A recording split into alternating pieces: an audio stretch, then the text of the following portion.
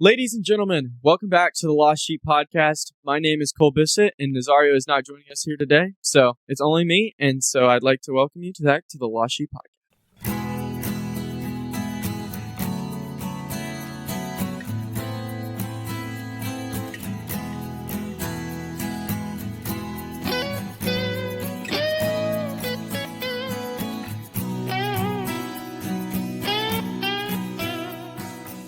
Welcome back. So, if you can't already tell, it's just me today. I'm the only one here at the moment. So, you may remember a guest we had on a couple weeks ago. He was featured on the show twice, and he is a pretty big part of Nazario and I's life. We've had him as our Bible study leader, our discipleship leader, and we had him on for a couple episodes. Those went pretty well. And we were like, you know what? Why not make this more of a permanent deal? And so, we gave him a contract and we said, why don't you join us? Why don't you sign on to the Lost Sheep Podcast? So, ladies and gentlemen, welcome our third member to the show, Evan Hebert. Thank you. Contract negotiations obviously tough coming out of the off season, but had to get on those. But yeah, really happy to be here. Again, as Cole said, my name is Evan Hebert. I am a senior at the University of Alabama. I lead a small group Bible study there, and I do discipleship for Cole and Nazario and a few other guys. But really have been a fan of the show since its very earliest. For very early listeners, I think episode 2 or 3 or 4, I was Shepherd of the Week, which was a super cool thing at the time, and still is. But I'm just really glad to be here. Really happy to be joining in on the good y'all have going so far. See, back then, Evan was known as Evan Hebert in our Shepherd of the Week, and we very quickly learned that was not how you say his last name. So it's Evan Hebert. Yeah, I think Nazario, until this semester at least, still thought that my last name was Herbert. So yeah, I think I actually had to tell him that it wasn't, and he was kind of shocked. And I was like, "Yeah, he told us a couple times, but yeah." So yeah, you're our third member on the show. We're excited to have you. We look forward to having you moving forward. Obviously, this is your last semester at Alabama. I'm sure that's a really big deal. How's that coming along? Yeah, definitely nerve-taking. I think I'm going to tie that in a little bit to our quote tonight. Really excited. But it's a struggle, but it is one of those things that it's time. And I've done everything, and I gotta trust that there's a plan and that the path has been laid out. So exciting. I'm very, very excited to be graduating in May. A little bit heartbreaking that I have to leave all of the wonderful people that I've met at UA. And I don't get to see them every day and interact and do all that. But very excited. Oh yeah, a lot. So as you guys know, most of the time we like to start off our show just by, talking about our week, settling in, just kind of, loosening up everything and getting ready to, dive deep into whatever quote we're going to talk about. So I'll just go ahead and start off with my week. It's been pretty great. My family has been pretty sick, so I've kind of been trying to stay out of the house, but got to see a lot of friends, got to go see family. That was great. As always, got to go see family. Evan and I talked about dishes. What's your favorite Christmas dish, Evan? Oh, I remember talking about this at Thanksgiving. Yeah. So I have a lead-in, I guess. So when y'all do Christmas, do y'all do Christmas lunch, Christmas dinner with your family? Like, what does it look like a Thanksgiving meal, or is it kind of like a entirely different thing? So it kind of depends on which Christmas. So we go to my mom's side. We went to my mom's side today, and we're going to go to my dad's side tomorrow. Most of the time on my dad's side, it kind of tends to be like a dinner. Most of the time. And then on my mom's side, it's kind of like sometimes it's like a brunch, and other times it's like a dinner. So it's never a Love that word. specific time. Yeah, a dinner. Yeah, I've never heard it before, but just throw it out there. But Oh, yeah, I wouldn't say it changes the type of meal though. I'd say it's pretty, your standard Christmas meal. Does yours look like a Thanksgiving meal?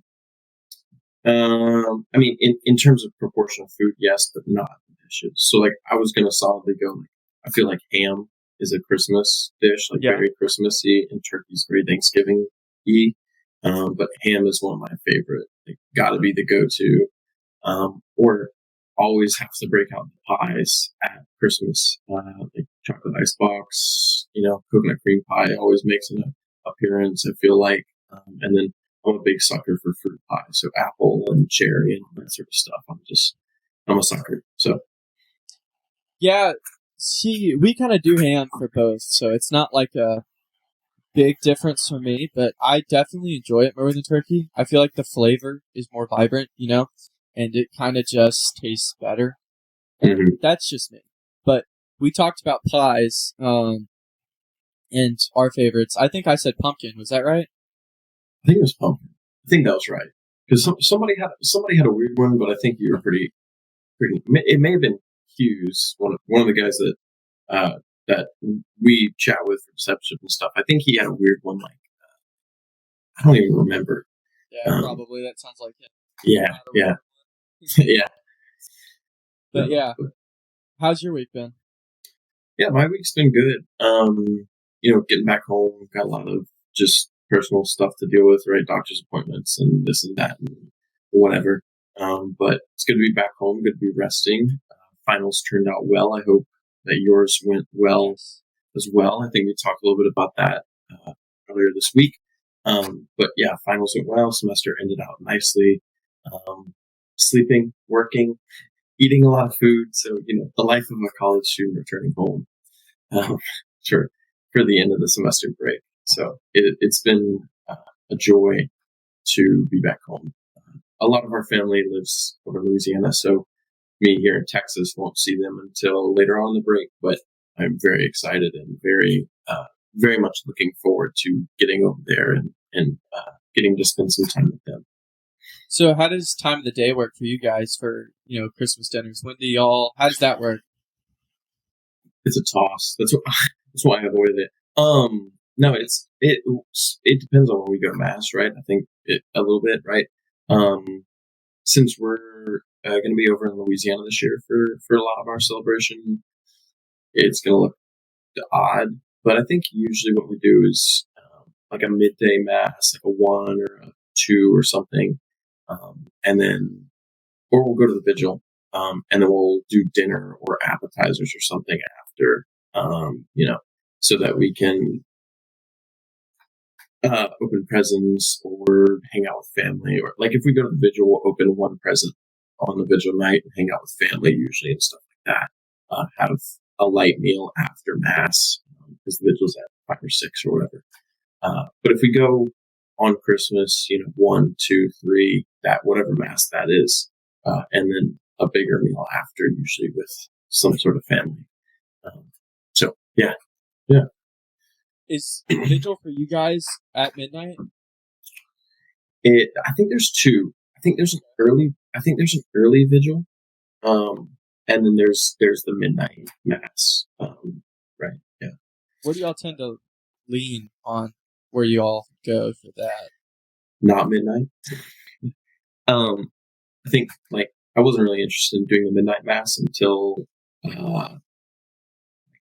college, high school, really late in the high school years.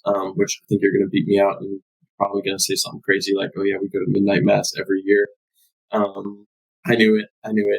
But we're definitely a daytime. A daytime. We don't make it till midnight. We're passed out. So we kind of just for the last. It's probably been maybe 3 years we've been doing midnight mass. Kind of been going with that. I like it. I think it's kind of cool going to mass that late. I think it's an experience. We've definitely done, the late Easter vigil as well, pretty consistently. it's pretty much been Easter Vigil for the last, forever how long I can remember it has been Easter Vigil. Because that Mass is just so beautiful, 3 hours it's a 3 hour long Mass, but it is packed with stuff and it's just so neat to watch. But yeah, we've leaned towards the Christmas Vigil recently. Yeah, I actually went to my first Easter Vigil this past spring semester in Tuscaloosa. And not to take away from the Easter Vigil, like I loved it, but back home, the main reason I've ever gone is we're a huge parish. We have at this point, I think we have 7,000 plus families in our parish. And so the Easter Vigil is 40 people getting baptized and confirmed in First Communion. It's 4 hours. It starts at 8, actually, and ends at 1. Because if they did it at 12, it would be not good. So it's at home, it's a trooper's mass. So yeah.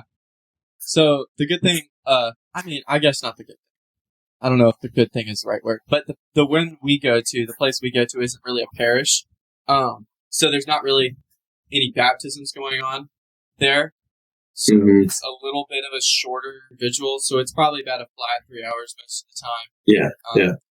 Just a little, background information on Evan. He's from Texas, so that's why there's 7,000 people at his parish, because he's bigger in Texas. Yeah. So he definitely likes to show that stereotype and confirm it over and over again in multiple different occasions. But, got anything to say before we switch on to our next segment? No. Yeah, happy holidays to everybody out there listening. Hope that you're spending it well with family. And for our college students, hope that you're getting some good rest before the next semester. Alrighty. So we're going to go ahead and move on to our quote of the week. We're going to spend some time talking about this, because that's what the show's about. So we're going to talk about a quote from Rosa Parks. Knowing what must be done does away with fear. I'm going to repeat that one more time. Knowing what must be done does away with fear. Evan, would you like to kick this off, or do you want me to start talking? Yeah, for sure. I can kick it off. So yeah, I loved seeing this quote. You sent it to me, and I was like, this is super cool. Because it is one of those things that I'm a big Nike sloganist, I think. Just do it, right? The whole idea. But fear is one of those things we talk about a lot in just everyday lives as well as our spiritual lives, which is why I think this can be kind of applied to both, right? And so the first thing I want to talk about is I think there's this misconception with fear being a tangible thing. I think a lot of times we think about fear as an embodiment or as almost we personify it. We give it a body, a purpose, and a mind of its own, right? And so I think when we start to do that for an emotion as strong as fear as it already is, we kind of set ourselves in this rut of already telling ourselves that we can't do an activity, we shouldn't do an activity, or we have something preventing us from doing it because of this big scary monster that we've created for ourselves. And so I think the first thing that I want to talk about is fear is not this huge, big thing. It's an emotion, like anything else, like happiness, like sadness, XYZ. But it isn't this personified monster in the closet that's going to come out and eat you. I always think of the fear isn't actually the bad guy, but the fear is the knowledge of what's, behind the curtain or in the closet, like I said before. So I think that was the first part that I wanted to look at. The second part is this quote, right? Knowing what must be done does away with fear, kind of seems a little bit contradictory when you first read it. I think when you sent it to me, my first reading, I was like, okay, that doesn't exactly seem right. Because, if I know something's going to happen, right? If I know something scary is going to happen, or if I know something tough is coming, right? How does that help me to not be afraid, right? And I feel like if I know exactly what's going to happen in the situation, good or bad, there's automatically more fear associated with that because I know exactly what's going to happen. I think a great example of this, right, is anytime you have a test. Studying for a test, like it has to be done. You have to take the test. You have to put in hours and hours of work, especially as an engineer, and you know this feeling. And oftentimes, or sometimes, you know that even though you put in that amount of work, you're still going to end up with a grade that you know are a little bit disappointed in. Now, does knowing this kind of put away the fear? Not generally, but I also think that's not what she was getting at here. Yeah, first thoughts. What was your first gut reaction? I know you picked this one. Kudos, round of applause, round of applause. So what were your first thoughts on what this quote said? So I'm going to piggyback off you at some point. I'm not going to go there yet. But just to kind of go and talk about my first thoughts, for the people listening, y'all probably know how I like to break down quotes. First thing I like to do is look up definitions, because, the dictionary and the human definition of something is always very important, because sometimes it's a little weird, it's a little trippy, and sometimes it's important to know exactly what humanity thinks a word means. So let's look up fear. What does fear mean? Fear, according to dictionary.com, means an unpleasant, often strong emotion caused by anticipation or awareness of danger. An instance of this emotion state marked by this emotion. It's anxious concern, profound reverence, and awe, especially towards God. That's fear of the Lord. That's it's referencing the virtue. And then the reason for alarm, danger. Now, the first thing I want to look at is the counterpart to fear. What is the counterpart of fear? And I think the answer to that is fortitude. I think fortitude is the counterpart of fear. And so what's the definition of fortitude? I was about to ask you, man. What's the definition of fortitude? The strength of mind that enables a person to encounter danger or bear pain or adversity with courage. So let's think about it this way. Rosa Parks said, knowing what must be done does away with fear. Right? And I liked what you were talking about. I'm kind of trying to lead into how I'm going to bounce off of you. You talked about fear. A lot of times we do want to personify this. We want to give it this human ability to kind of control what we do, But fear, in a sense, it's a virtue that makes you just aware of a choice. It makes you aware of a choice is what it does, right? It makes you think, something bad could happen. And it makes you aware that something bad can happen. And sometimes it's okay to be fearful of those things, And so it's also important, like you said, not to let it eat you up. It isn't something that should eat you up. It is something that you should be aware of. It's something that you should take note of and not be stupid, right? Like, you can't just get rid of fear. Fear is a human emotion that everybody should feel at some point in their lives. Because if you just let it sit there unkept, eventually it'll build. You just ignore it, it's going to build, and eventually the fear is just going to... That is how you let it eat you up. Fear can only eat you up if you let it happen to you, right? It's one of those free will situations, right? It's up to us whether we allow fear to control us or not. But it is also important to allow fear, in a sense, to help you make decisions in some cases, right? Because some decisions, you should be careful making some decisions, and fear should be a guide in some sense of that.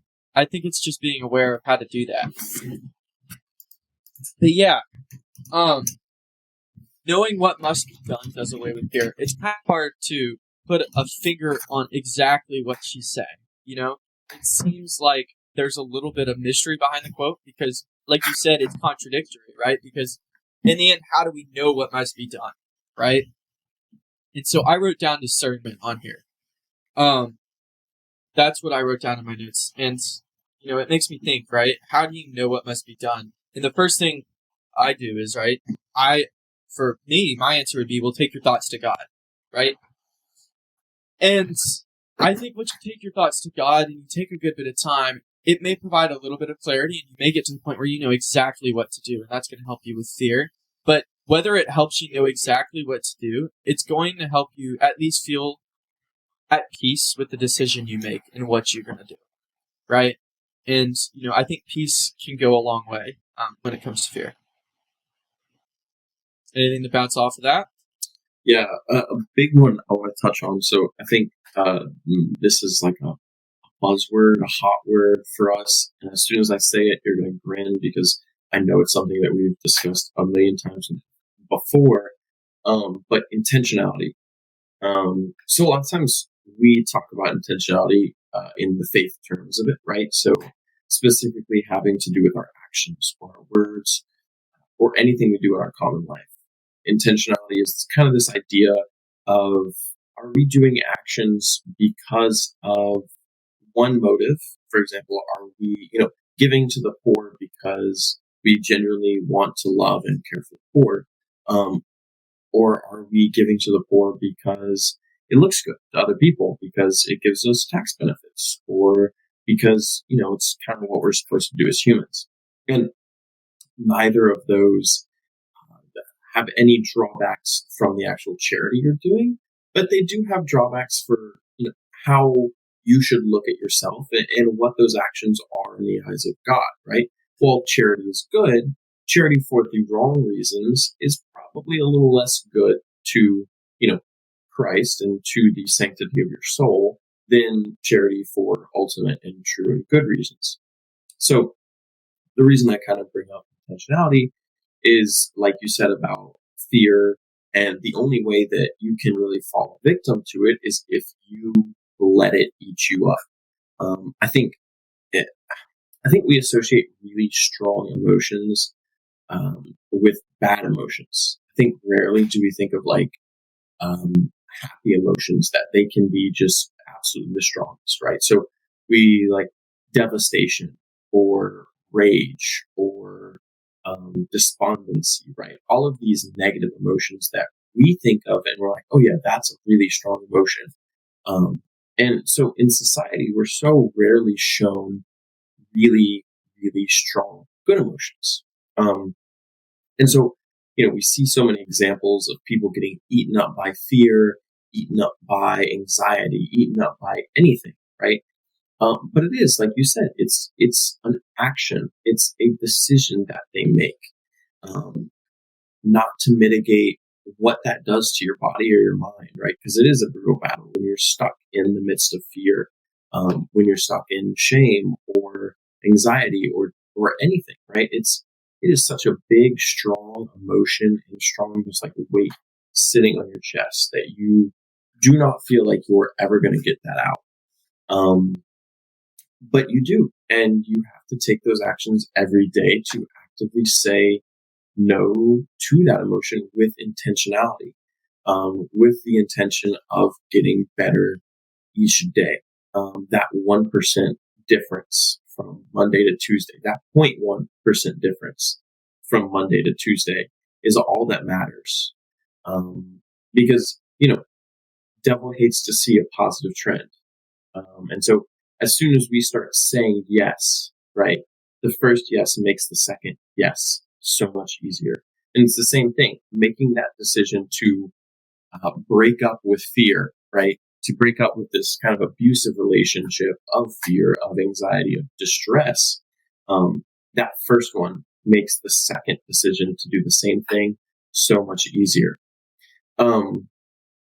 Second bit is, I just want to shout out Rosa Parks. Obviously, we're both at the University of Alabama.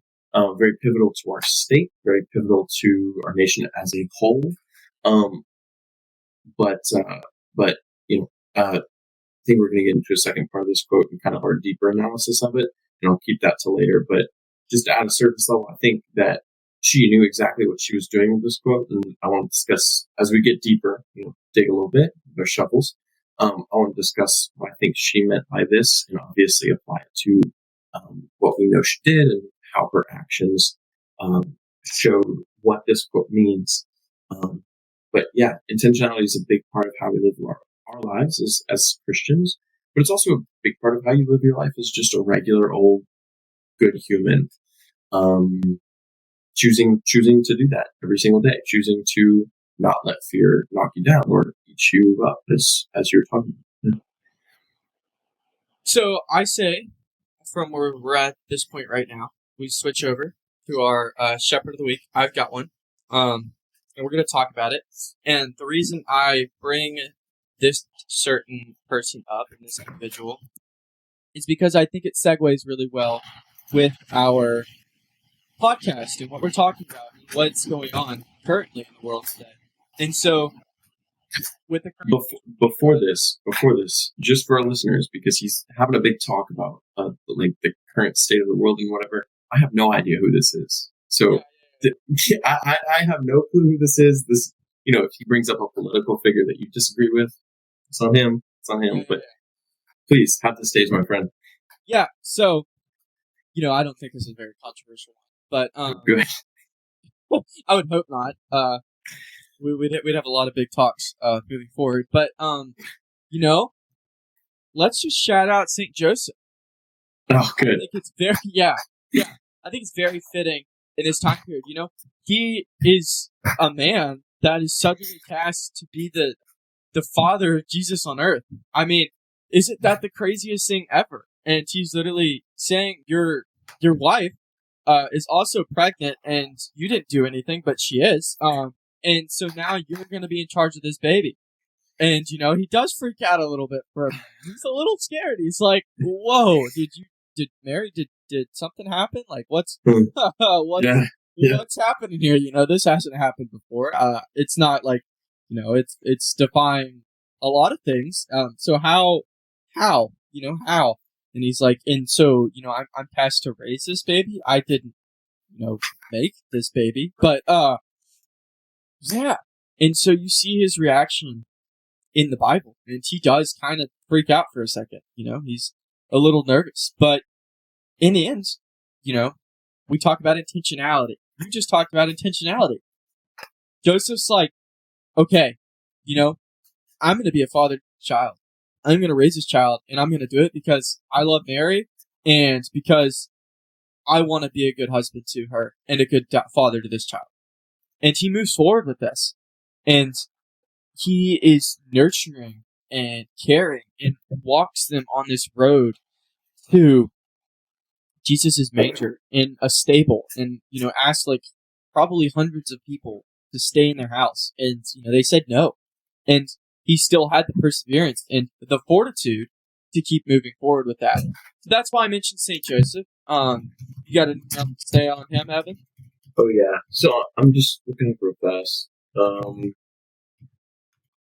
So I do want to say, right. So,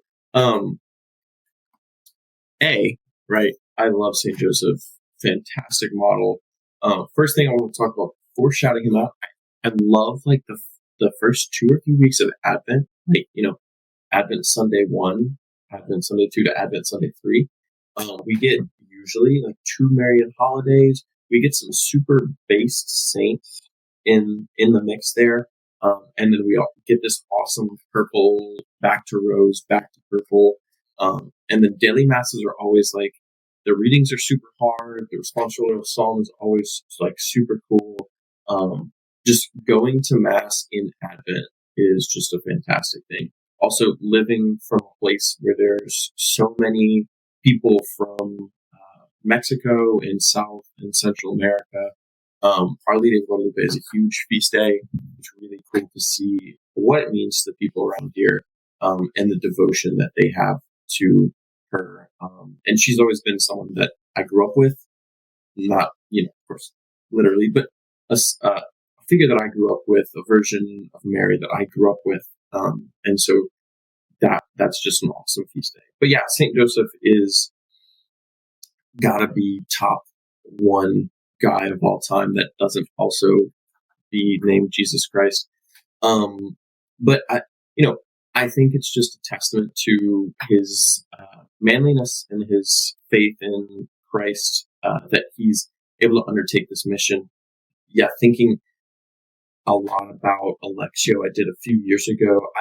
This may have been at a search, which is our UA's retreat. It's once in the spring, once in the fall, but I can't remember.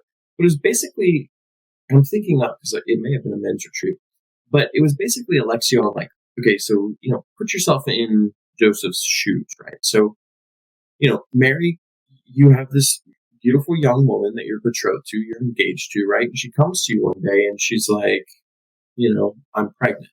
You're like, okay, cool.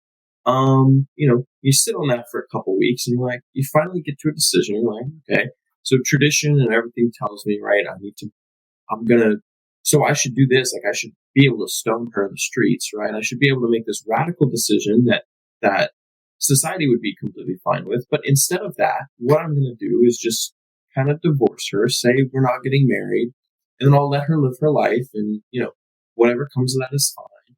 And I'll go out and I won't look bad, but I also am, going to live my life.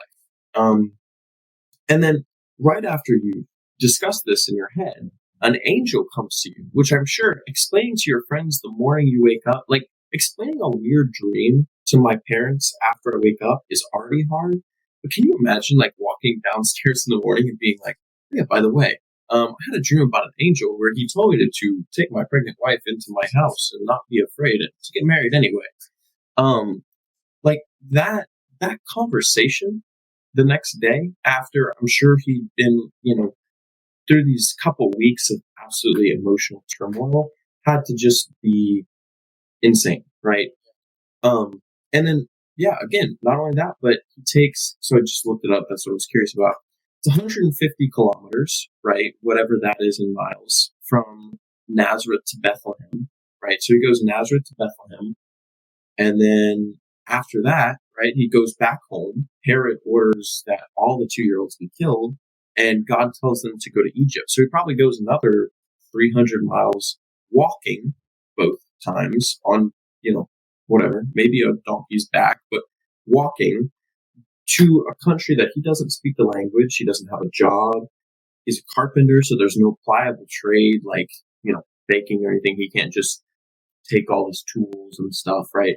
So, uproots his entire life, leaves his whole family, leaves his whole community, language, trade, everything, goes to a different country, all because he completely trusts in the will of Christ and in his wife. And I think as men, right, if we put ourselves in those shoes, there's a lot of places where we can make decisions that would still be very manly. And that, we could say like, okay, if Christ hadn't told him, if God hadn't told him to do all this stuff, either decision could really be something that a true man could make. But the fact that he believed in God so much and he followed that will without a second thought is what makes him such a good example of Christian manhood to us. Also, he's just really awesome. He's a super cool dude. There's a bunch of stories about him that are like, oral tradition and stuff that somebody has written about. One of the early church doctors, I think, wrote a book on St. Joseph. I may be wrong in quoting this, but I thought there was a book of like oral tradition from the early church about St. Joseph, and like, yeah, but yeah, those are my thoughts. He is a really cool dude, and one that we should be asking intercession from, and always asking him to pray for us because he's a model for young men and people in families. It's interesting because he gets talked about so little. Even in the Bible, he's only mentioned it a few times, right? Is it 3 times? That's it total? Yeah, in the Bible. Because I think it's like, Mary was a virgin betrothed to Joseph, and then it talks about like Joseph and the angel, and he took Mary into his home, and then they walked to Nazareth, Bethlehem, or from whatever, and then to Egypt, and then he kind of goes off. Yeah, it's very strange. Because you really don't hear much about it. But in the time period and the time he did spend as a person in the Bible, as somebody that you could read about, you can see all of the courage and all the virtues he put forward into his relationship with Mary and Jesus, his child. So yeah, definitely top 2 man. Definitely model we should look forward to. Agree with Evan on that point. So I want to go ahead and lead this into our quote as we're going forward. So the reason I mentioned, state of the world today, I'd actually like to change that. State of the world all the time, constantly. We're humans, and irrationally, I think we base a lot of our decisions and a lot of our choices off of 100% fear. Mm-hmm. And we let fear be the ultimate decision maker in everything. We aren't going to do this because we're scared to do it, right? I am not going to go join the club soccer team or the club whatever team, and because I'm scared I'm not going to be good enough. I'm scared to go up against these guys, so I'm not going to do it, Why not? Why would I try if I'm scared, And so I think a lot of the times that is a decision that happens, and it causes a lot of problems, It causes a lot of problems because people make irrational decisions off emotion all the time, and you can't use emotion constantly to make decisions, right? Sometimes decisions have to be made without emotion, manipulating what your ultimate decision could be. And, I think if you take that deeper, some choices just have a decision that is the right decision, and whether it's a decision that scares you and whether it's a decision that you love, you ultimately should choose it because it's the right decision, right? And, obviously there's different situations where it's harder. A difference doesn't exist, as Evan and I have come to a conclusion, that about indifference and how it's a little bit of a trippy subject, Ultimately, we have a preference at some point about something. I think we can be indecisive, the proper word, because ultimately, sometimes we want to lean this way, sometimes we want to lean this way. But ultimately, if the choice became between Chick-fil-A and McDonald's today, I don't really care which one I get taken to, but I would rather eat McDonald's, or not McDonald's. I am so sorry. That was I was gonna say that's a terrible pick. Horrible pick.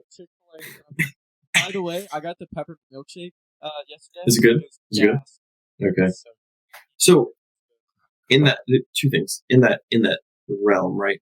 I'm glad Nazario's not here today, because if he had heard you mention difference, we would be having a whole other hour podcast, because he still brings that up when we hang out all the time. Have you ever had a shamrock shake? No. Is it good? No. It's terrible.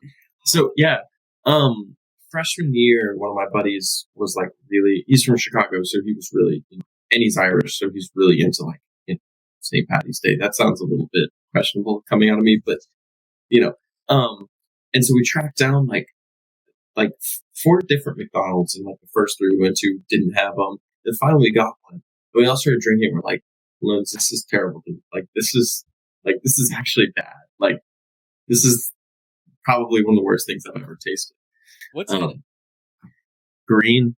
It's literally just I think it's supposed to be mint. It's like mint flavored, but it's just like this pasty green color, and it tasted kind of just bad.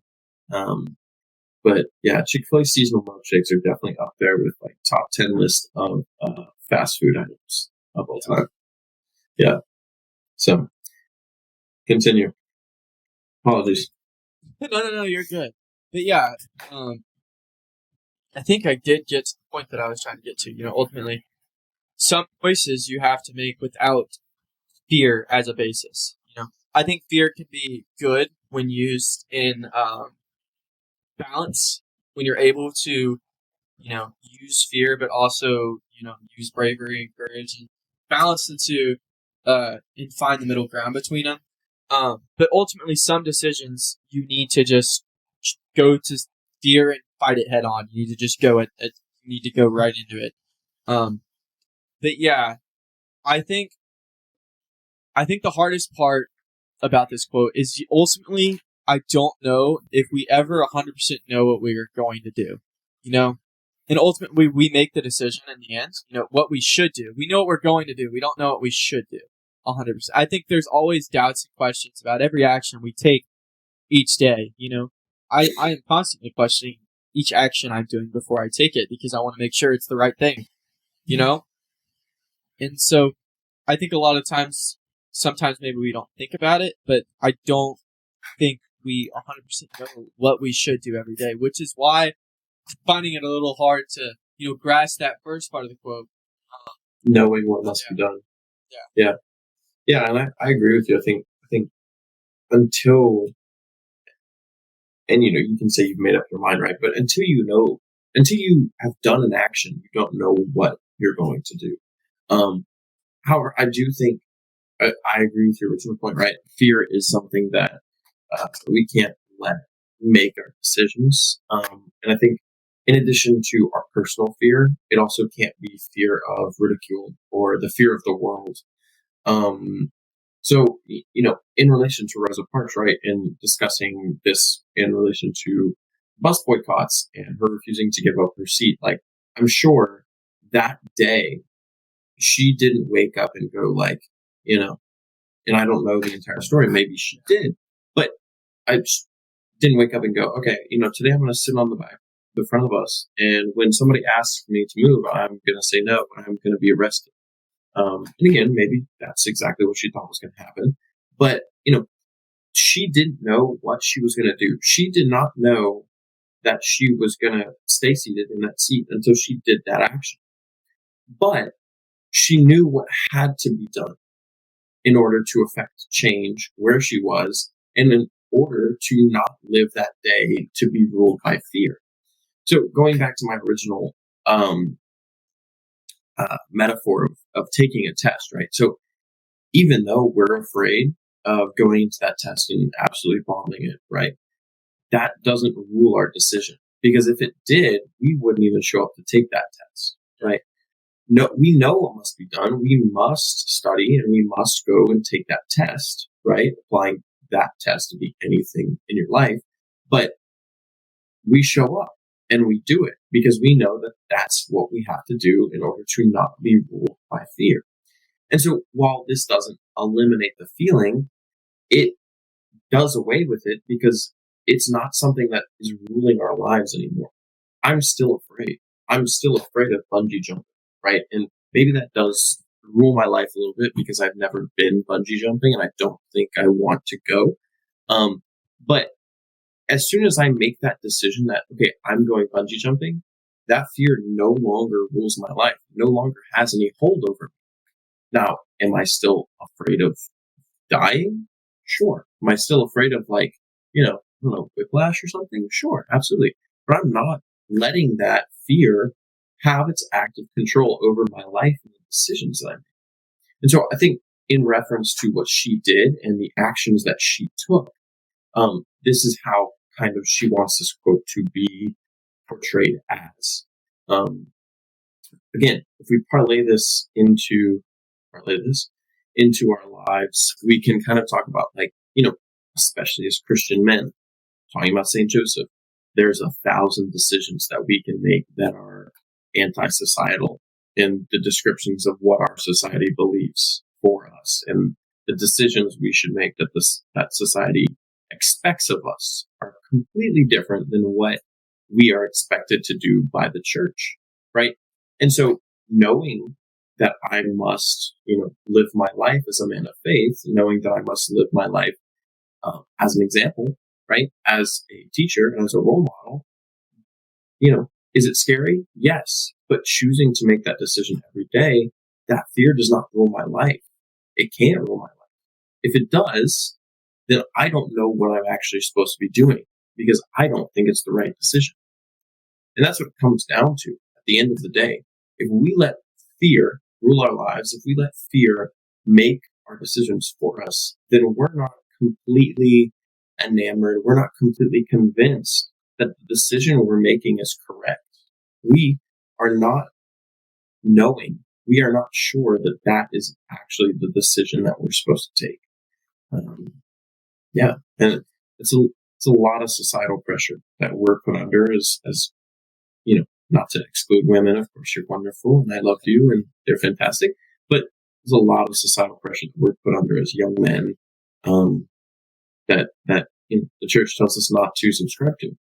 So it's extremely applicable to us young men and us as young people in general. So I like to bring up "Need to Breathe" a lot, but I'm going to quote "Need to Breathe." They're playing in Houston. I just saw an advertisement. It was like, turning to my mom. I was like, "Oh, Need to Breathe." Are they really? I think so. They're on a huge tour right now, right? I believe. I'm not sure if they finished it or not. Maybe they were in Houston or something. Yeah, Bear does. The lead singer. Got like a break-off solo little thing that he does. It's called Wilder Woods, and he's on tour right now. Oh my gosh, are you serious? Yeah, that's him. Okay, my parents saw Wilder Woods in concert in Houston. Yeah. Okay, so that's what. Okay. Yeah, that's so Bear. Yeah, I love Wilder Woods. I did not know that he was the lead singer. That's super cool. Yeah, his voice is absolutely phenomenal. Like it's crazy. So there's a lady in Wilder Woods too, right? I think she's just part of the band. But she sings as well. I think she's like a background vocalist. Okay, because she has a really beautiful voice too. I was curious if she was from Need to Breathe. Yeah, that's they also had they have a lot of female artists that feature on his stuff. I think Anna Graves was one of them. She was on his last song. He had a really good song that just came out. I forgot what it was called, but it was really pretty. With I think it's Anna Graves. But yeah, that's the lead singer of Need to Breathe. His brother, Bo, also has a solo thing going on, and it's Coy Roy is what that's called. He's not near as big, but yeah, he broke off from Need to Breathe a couple years back. In 2020, that's what I'm reading. Yeah. Interesting. But yeah, that's Bear. Nazario had the same revelation about a year ago when I was talking to him, so it's kind of funny. But cool. I like to reference Need to Breathe a lot because I think they bring a lot of wisdom to certain topics. And obviously, it's probably not from them originally, but the verse goes, "Oh, if God is on my side, then who can be against me?" Which is it's base, obviously, because that's just something that it's so having that mindset. Let's just look at that. Waking up every morning, and we're both Catholic, and we are given these certain set of expectations that the church has for us, and that much expectation is terrifying, because we are expected to live by these standards, right? To be good Catholic men, we should be following these things. But, some people would argue that that's kind of like restricting your free will. I would argue that it exercises your free will to an extent that it allows you to use it in a better purpose. And so every day we're given the choice when we wake up, right? Do you want to choose to have God on your side today? Do you want to choose to be with God? Or do you want to choose to be away from God? Right? And, how is that going to affect your decisions for the rest of the day if everything you do, the first thing you do before you do it is say, what would Jesus do? That's why I really like those bracelets, having those on your wrists, and just having that reminder every decision you make. What would God do in this situation? I think it's awesome to have the choice to choose God and to choose Him, because you are going to find drastically that your life is going to get better. You are going to feel better about yourself. It is just going to go better once you're following God. Because if you're following God and you're having that mindset that God is with you, then really what can't be against you? Fear can't control you if you're choosing God, right? If you're choosing God, you are putting yourself over fear, and you're putting God over above all, right? And that's going to allow you to kind of hop over fear and move forward with what's going on. Yeah, I think in Indiana Jones and the Holy Grail, familiar with the movie? Yes. there's the famous scene, right? They're in like the Petra in Jordan. They go in the doors. They pass all these booby traps, and they finally get to the room with all these cups, right? And there's a ghost, maybe, or like the high priest or something, and he's like, it's Indiana Jones and Indiana's father and the villain, I believe. It's been a while since I've seen this movie, but he's basically like, there's 500 cups everywhere, but only one is the Holy Grail. So you have to drink out of one to escape the building, but 499 of them are with poison, and one of them is the Holy Grail. That's going to be safe for you to drink, and then you can leave, right? The villain drinks the bad cup, and Indiana Jones, with some, intellect or whatever, drinks the Holy Grail, and they escape. And so I always think of free will as kind of that, right? So society tells us that, like, we have free range of those 599 cups. Without any moral compass, we can pick any of those cups that we want.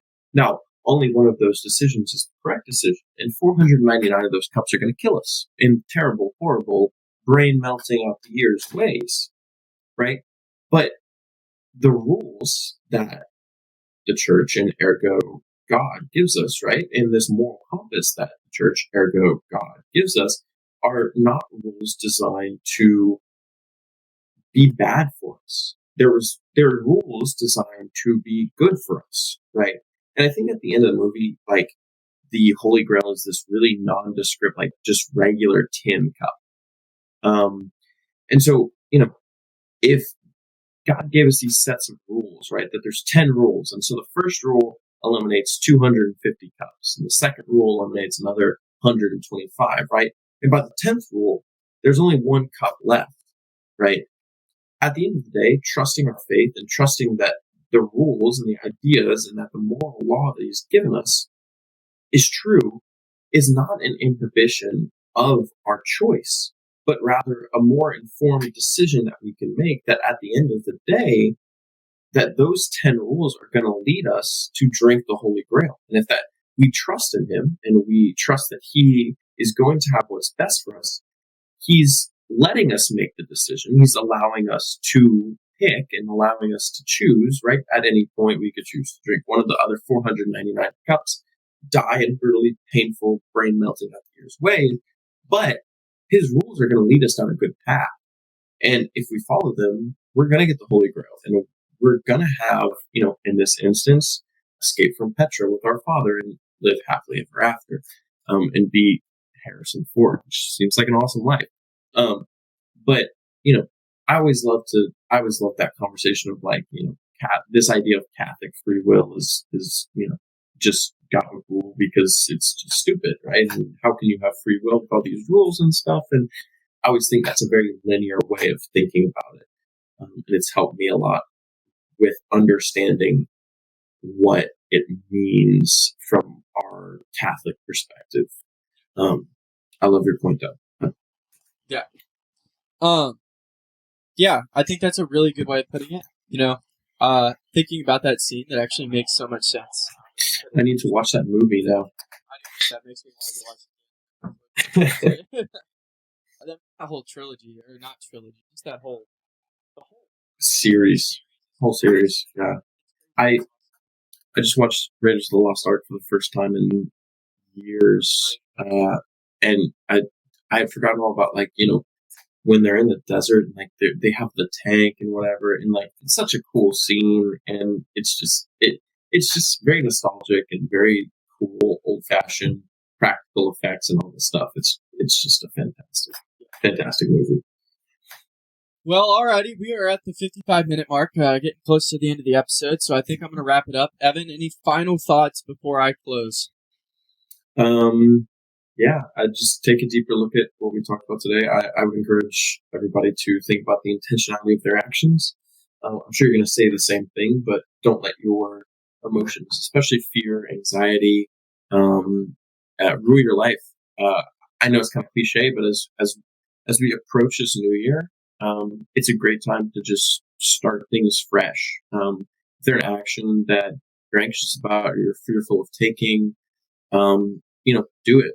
I can guarantee that if you're following, the laws and the commandments that God has laid out for you, that, harm will not befall you. And your fears are probably unbounded, right?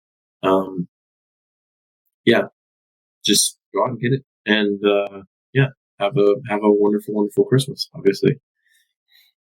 All right, ladies and gentlemen, we are given hundreds of choices throughout our day, and each time we're given more opportunities to fail than we are to do good. And so it makes those good opportunities so much more important when we actually choose them. So, like Evan was talking about, like I was talking about, and I think this is good for all, like to practice on a daily basis, is to ask yourself the question, what would Jesus do in this situation? And how should I approach this? And having that moral guide and those moral set of rules is so important because it allows you to make the right choice and it guides you to that direction. Because all God wants for us is the best for us, right? And He's allowing us to get to that point. But we got to understand, by following these rules and by choosing God, we are doing what's better for us and our soul, and we're treating our body like a temple. So just remember that for day-to-day actions. It's a challenge. I challenge all y'all to do that this week, Evan and I included. Anytime we're faced with a decision, to move forward with that.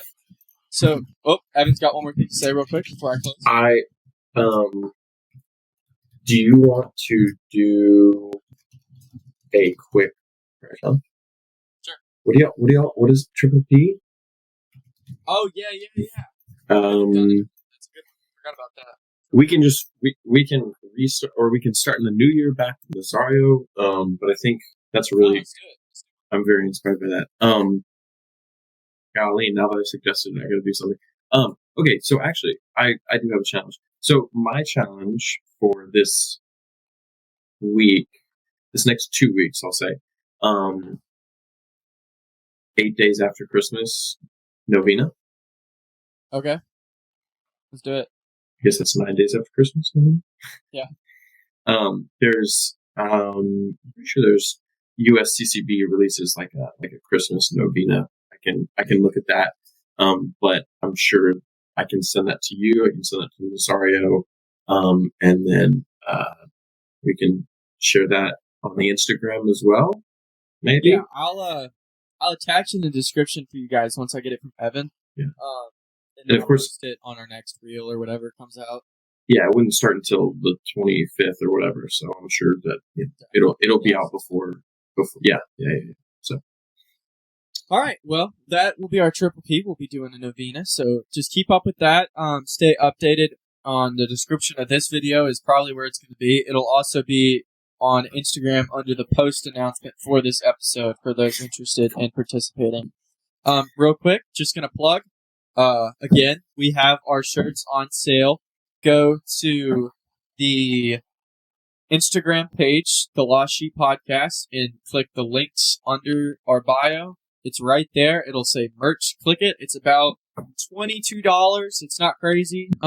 Reasonable price.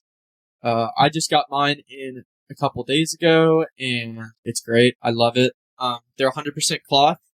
At least or cotton. That's what it says. Cotton is what it says. So, can you drop a picture of them as like a little clip right here or something? Yeah, I'll put it. You do the video? Okay, cool. Yeah. Yeah, just to see what they're like. Yeah, they're really nice. I've liked them. I've got them as a couple gifts for some family members, and they seem to really enjoy it. So, yeah, that's that's my little plug. That's with Christ-like Apparel, buddy from up in Ohio now that I've been friends with for a long time. So, yeah, go check them out on Instagram as well. All right, well, that's going to be all for today's episode. I will see y'all again whenever we record another episode. Kind of scattered with holidays, so we'll just see how it goes. But, yeah, been great talking to you guys. Peace out. Have a good Christmas.